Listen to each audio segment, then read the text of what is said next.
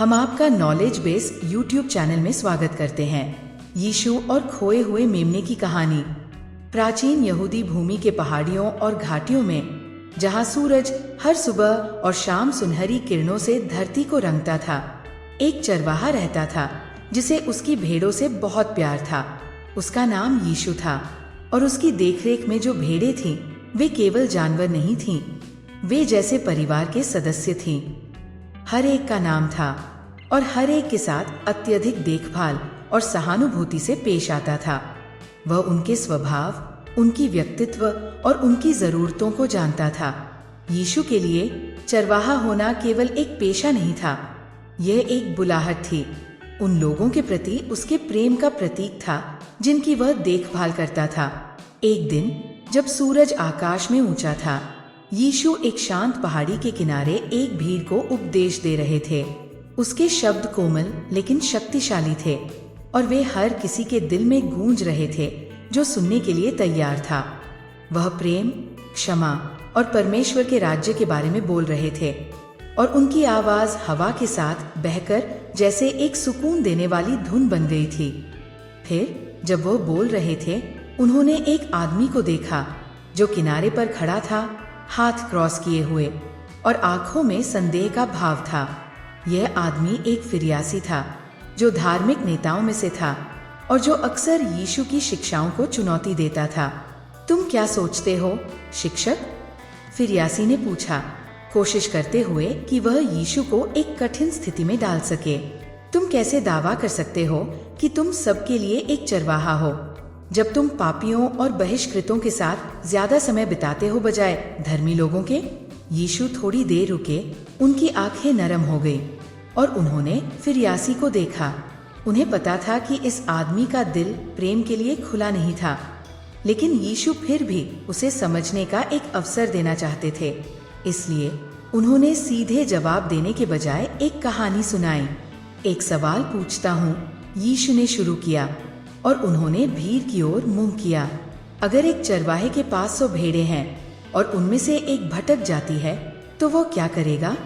वह प्रभाव के लिए रुके और उनकी आवाज स्थिर थी, लेकिन कहानी के गहरे अर्थ से भरी हुई थी। क्या वह उन बाकी 32 भेड़ों को खुले मैदान में छोड़कर खोई हुई भेड़ के पीछे नहीं जाएगा जब तक वो उसे ढूंढ न ले? भीड़ में से कुछ लोग जो खुद किसान और चरवाहे थे, सहमति में सिर हिलाने लगे। ये सामान्य ज्ञान की तरह लगता था। और जब वो उसे ढूंढ लेता है, यीशु ने जारी रखा, तो वो खुशी खुशी उसे अपने कंधे पर रखकर घर जाता है। वह अपने दोस्तों और पड़ोसियों को बुलाता है और कहता है, मेरे साथ खुशी मनाओ, मैंने अपनी खोई हुई भेड़ को ढूंढ लिया। एक संक्षिप्त मौन था और फिरियासी के होंठ सोच में दबे हुए थे। यीशु ने कहा, मैं तुमसे कहता हूँ कि ठीक उसी तरह स्वर्ग में एक पापी के पछताने पर 69 धर्मी लोगों से ज्यादा खुशी होगी जो पश्चाताप नहीं करते।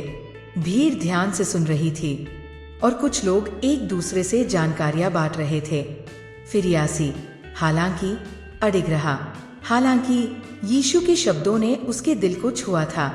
यीशु केवल एक चरवाहे और उसकी भेड़ों के बारे में कहानी नहीं सुना रहे थे, वह परमेश्वर के हृदय की झलक दे रहे थे। एक हृदय जो उन लोगों की तलाश करता था जो खो गए थे, जो भटक गए थे या जिन्हें भुला दिया गया था। दुनिया के खोए हुए मेमनों के लिए उनका प्रेम असीम था। ये सिर्फ स्वस्थ और धर्मी लोगों की देखभाल करने का सवाल नहीं था। चरवाहे का दिल उन भेड़ों को बचाने की इच्छा से जल रहा था जिन्होंने झुंड से दूर भटककर खो दिया था। रात को जब यीशु और उनके शिष्य यात्रा पर आगे बढ़े, वे एक छोटे से गांव में पहुंचे जो एक झरने के पास था और अस्त होते सूरज की हल्की रोशनी आकाश के क्षितिज पर चमक रही थी। लोग वहां इकट्ठा हुए थे और यीशु ने फिर से उन्हें परमेश्वर की अनंत दया के बारे में सिखाने का अवसर लिया। उन्होंने कहा, परमेश्वर का राज्य एक चरवाहे की तरह है जिसके पास 100 भेड़ें हैं, लेकिन उनमें से एक भटक गई है। इस दुनिया में बहुत से लोग खोए हुए महसूस करते हैं, जो सत्य से दूर, प्रेम से दूर है, और परमेश्वर के लिए वे बाकी सभी से ज्यादा मायने रखते हैं। जैसे ही यीशु ने ये कहा, उनके शिष्य जो अब कुछ समय से उनके साथ थे, अपने ही अनुभव पर विचार करने लगे। प्रत्येक ने किसी न किसी रूप में खुद को खोया हुआ महसूस किया था। प्रत्येक को अपनी कठिनाइयों, संदेहों और पापों का सामना करना पड़ा था। यीशु ने उन्हें फिर से बुलाया था, उन्हें प्रेम दिखाया था और उन्हें फिर से झुंड में वापस लाया था। उन्होंने देखा था कि कैसे चरवाहा खोई हुई भेड़ को वापस लाने के लिए हर संभव प्रयास करता है।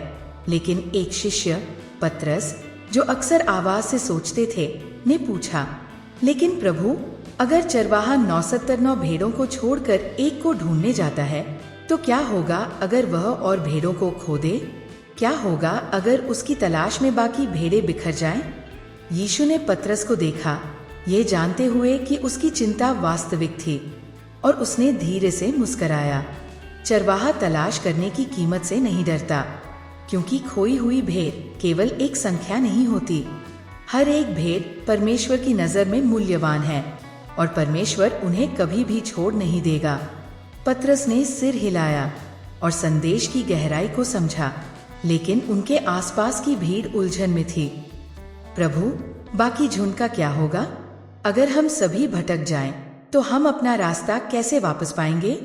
यीशु की नजर नरम हो गई और उन्होंने कहा, मैं अच्छा चरवाहा हूँ। मैं अपनी भेड़ों को जानता हूँ और मेरी भेड़ें मुझे जानती है। जैसे पिता मुझे जानता है और मैं पिता को जानता हूँ, वैसे ही मैं अपनी भेड़ों के लिए अपनी जान दे दूंगा। कोई भी उन्हें मेरी हाथों से नहीं छीन सकेगा। ये शब्द उनके अनुयायियों के दिलों में गहरे तक उतरे, जो अपनी उलझन के बावजूद उसकी प्रेम की सच्चाई महसूस कर रहे थे। शिष्य समझ गए कि यीशु अब केवल भेड़ों और चरवाहों की बात नहीं कर रहे थे, वह परमेश्वर के प्रेम के बारे में बात कर रहे थे, जो किसी भी कीमत पर उन खोए हुए लोगों को वापस लाने के लिए किसी भी बलिदान से गुजर जाएगा। समय के साथ इस दृष्टांत का अर्थ स्पष्ट हो गया।